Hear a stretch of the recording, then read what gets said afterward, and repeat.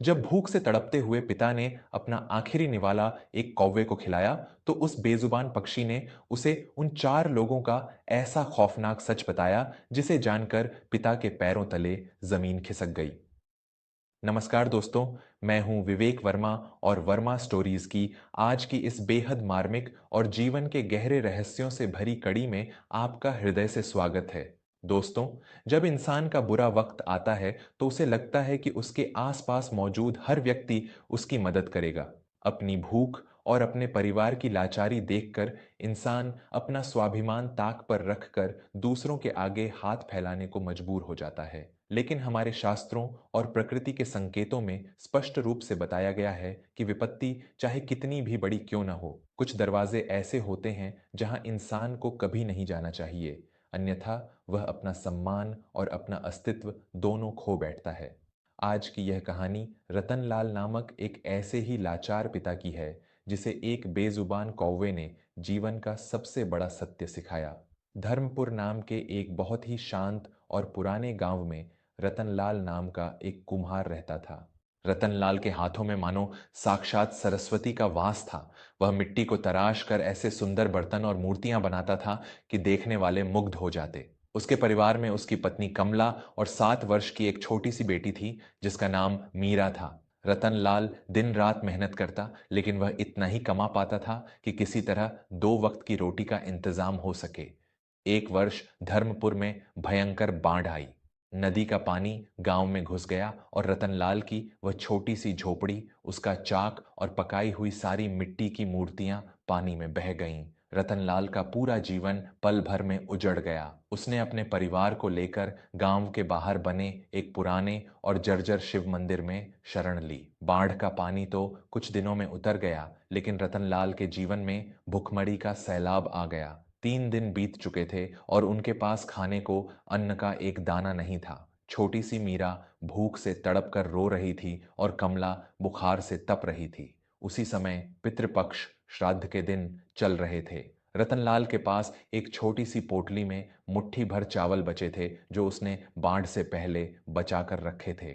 कमला ने रोते हुए कहा, जी, ये चावल उबालकर मीरा को खिला दीजिए, वह भूख से निढाल हो चुकी है। रतनलाल की आंखों में आंसू थे। उसने वे चावल उबाले, लेकिन उसके भीतर के संस्कार उसे कचोट रहे थे। आज उसके स्वर्गीय पिता का श्राद्ध था। उसने कांपते हाथों से उन उबले हुए चावलों का एक छोटा सा पिंड गोला बनाया और मंदिर के बाहर एक पुराने पीपल के पेड़ के नीचे जाकर पत्तल पर रख दिया। रतनलाल ने आसमान की तरफ देखकर रोते हुए कहा, हे पितृदेव, मेरे पास आपको अर्पण करने के लिए कोई 56 भोग नहीं है। मैं एक अभागा और लाचार पुत्र हूं, जो अपनी बेटी का निवाला आपको अर्पित कर रहा है। इसे स्वीकार करें। तभी आसमान से एक अत्यंत विशाल और काले रंग का कौवा उड़ता हुआ आया और उस पत्तल के पास बैठ गया।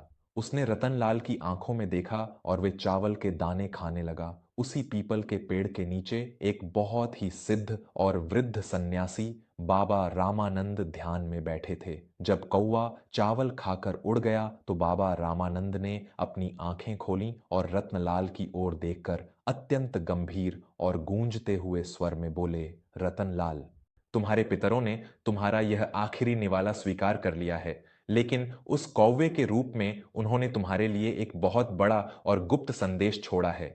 कौवा प्रकृति का वह जीव है जो संकट और सच्चाई को सबसे पहले भांप लेता है। रतनलाल घुटनों के बल बाबा के पास बैठ गया और हाथ जोड़कर बोला, बाबा, मेरी बेटी भूख से मर रही है, मेरी पत्नी मृत्युशैया पर है। मैं गांव जा रहा हूं अपने रिश्तेदारों और सेठों से मदद मांगने। मुझे बताइए कि मेरे पितरों ने क्या संदेश दिया है।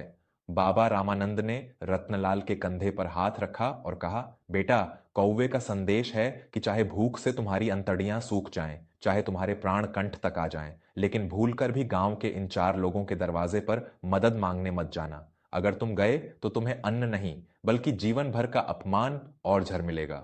रतनलाल अवाक रह गया। उसने पूछा, वे 4 लोग कौन हैं बाबा? बाबा रामानंद ने अपनी उंगलियों पर गिनते हुए जीवन के वे 4 कड़वे सत्य बताए।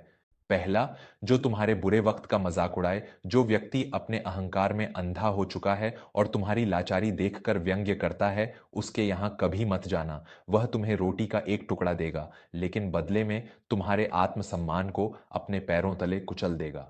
दूसरा, जो मुंह पर मीठा हो लेकिन भीतर से ईर्ष्या रखता हो, जो इंसान तुम्हारे सामने मीठी बातें करता है लेकिन तुम्हारी तरक्की से जलता है, वह संकट के समय तुम्हें मदद का झूठा भरोसा देगा और पीछे से तुम्हारी जड़ें काटेगा। तीसरा, जो मदद करके पूरी दुनिया में एहसान जताए, जो व्यक्ति तुम्हें थोड़ा सा धन देकर पूरे गांव में ढिंढोरा पीटे कि उसने तुम्हें पाला है, उसका अन्न झर के समान है। वह तुम्हारी गरिमा को समाज में नंगा कर देगा। चौथा और सबसे खतरनाक, जो मदद के बदले तुम्हारा स्वाभिमान और परिवार की इज्जत गिरवी रख ले। ऐसे लालची इंसान के पास अगर तुम गए तो वह तुम्हारी मजबूरी का फायदा उठाकर तुम्हें अपना गुलाम बना लेगा। बाबा रामानंद यह अमूल्य ज्ञान देकर वहां से अंतर्ध्यान हो गए, लेकिन रतनलाल के दिमाग में अपनी रोती हुई बेटी का चेहरा घूम रहा था। उसका पिता होने का मोह उसके संस्कारों पर भारी पड़ गया। उसने बाबा की चेतावनी को अनसुना कर दिया और मदद की आस में गांव की ओर दौड़ पड़ा। रतनलाल सबसे पहले अपने सगे साले शंभूनाथ के घर पहुंचा। शंभूनाथ गांव का एक बड़ा जमींदार था। रतनलाल ने शंभूनाथ के सामने हाथ फैलाए और अपनी व्यथा सुनाई। शंभूनाथ ने अपनी तिजोरी की चाबियां घुमाते हुए उपहास भरी हंसी हंसी और बोला, अरे रतनलाल, मैंने अपनी बहन तुम्हारे पल्ले बांधी थी। कोई अनाथालय नहीं खोला था जो जीवन भर तुम्हारा पेट पालता रहूं। तुम तो ठहरे मिट्टी से खेलने वाले गंवार, तुम्हारी औकात ही क्या है। खैर, मैं तुम्हें खाली हाथ नहीं लौटाऊंगा। कल रात की कुछ बासी और फफूंद लगी रोटियां बची हैं, उन्हें ले जाओ और अपनी बेटी को खिला दो। रतनलाल के कानों में बाबा रामानंद का पहला नियम गूंज उठा, जो बुरे वक्त का मजाक उड़ाए। रतनलाल ने वे रोटियां नहीं लीं और अपमान का घूंट पीकर वहां से निकल गया। फिर वह अपने एक पुराने मित्र दीनबंधु के पास पहुंचा। दीनबंधु बहुत अमीर था और हमेशा रतनलाल को अपना भाई कहता था। रतनलाल ने उससे कुछ पैसों की मदद मांगी। दीनबंधु ने तुरंत 50 रुपए निकाले और रतनलाल के हाथ में रख दिए। रतनलाल की आंखों में कृतज्ञता के आंसू आ गए, लेकिन तभी दीनबंधु ने गांव की चौपाल पर खड़े होकर जोर जोर से चिल्लाना शुरू कर दिया, अरे गांव वालों, देखो, आज अगर मैं इस कंगाल रतनलाल को ये पैसे न दूं तो इसका पूरा परिवार भूखा मर जाए। बेचारे की हैसियत तो अब कुत्तों से भी बदतर हो गई है। मैंने आज इसे जीवन दान दिया है। रतनलाल का कलेजा छलनी हो गया। बाबा रामानंद का तीसरा नियम, जो मदद करके एहसान जताए। रतनलाल ने तुरंत वे 50 रुपए दीनबंधु के मुंह पर दे मारे और कहा, दीनबंधु, मुझे मेरी भूख मंजूर है, लेकिन तुम्हारी इस खैरात के नीचे दबकर मैं अपना स्वाभिमान नीलाम नहीं कर सकता। हताश होकर रतनलाल अपने पड़ोसी भैरव के पास गया। भैरव हमेशा रतनलाल के सामने मीठी बातें करता था। भैरव ने रतनलाल को रोते हुए देखा तो झूठे आंसू बहाने लगा। अरे मेरे भाई, तू चिंता मत कर, मैं अभी वैद्य जी को भेजता हूं और शाम तक राशन भी भिजवा दूंगा। रतनलाल खुश होकर मंदिर लौट आया, लेकिन रात हो गई, न तो वैद्य आया और न ही कोई राशन। बाद में रतनलाल को पता चला कि भैरव ने ही वैद्य को मंदिर जाने से रोक दिया था और कहा था कि रतनलाल के पास देने के लिए फूटी कौड़ी नहीं है, इसलिए उसके पास मत जाना। बाबा का दूसरा नियम, जो मीठा बोले लेकिन ईर्ष्या रखे, वह भी सच साबित हुआ। अंत में जब कमला की सांसें उखड़ने लगीं तो टूट चुका रतनलाल गांव के सबसे क्रूर महाजन कुंदन सेठ के पास गया। रतनलाल ने कुंदन के पैरों की धूल माथे पर लगाई और गिड़गिड़ाने लगा। कुंदन सेठ ने अपनी मूंछों पर ताव देते हुए कहा, मैं तुम्हें 100 रुपए दे दूंगा रतनलाल, लेकिन बदले में तुम्हें एक कागज पर अंगूठा लगाना होगा। आज से तुम जीवन भर मेरे खेतों में बंधुआ मजदूर बनकर काम करोगे और तुम्हारी पत्नी जब ठीक हो जाएगी तो वह मेरी हवेली के गोबर और झूठे बर्तन साफ करेगी। रतनलाल का पूरा शरीर क्रोध और दुख से कांपने लगा। बाबा रामानंद का चौथा नियम, जो स्वाभिमान और परिवार की इज्जत गिरवी रख ले।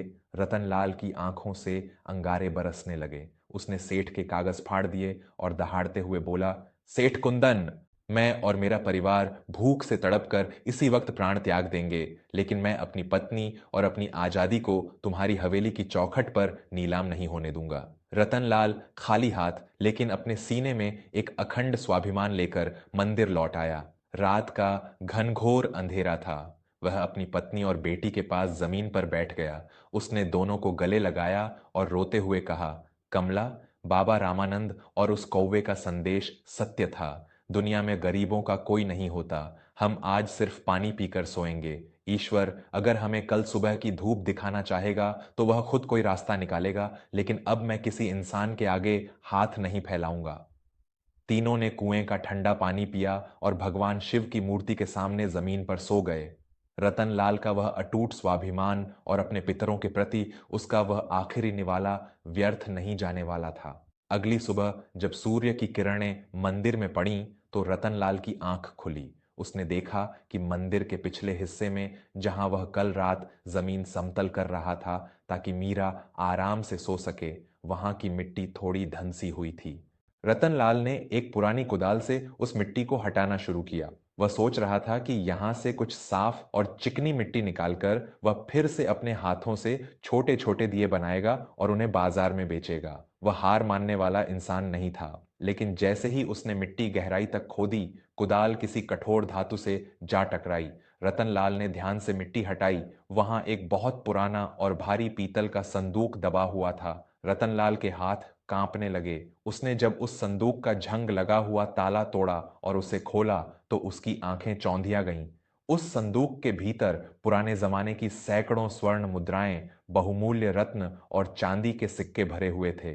वह उस मंदिर के पुराने पुजारियों या शायद रतनलाल के ही पूर्वजों की छिपी हुई अमानत थी, जो उस कौवे और बाबा रामानंद के आशीर्वाद से उसे मिली थी। रतनलाल ने आसमान की तरफ देखकर दोनों हाथ जोड़ लिए। उसकी आंखों से कृतज्ञता के आंसू बहने लगे। उसने तुरंत एक स्वर्ण मुद्रा ली और शहर के सबसे बड़े वैद्य को बुलाकर लाया। कमला और मीरा का अच्छे से अच्छा इलाज हुआ और उनके लिए उत्तम भोजन का इंतजाम हुआ।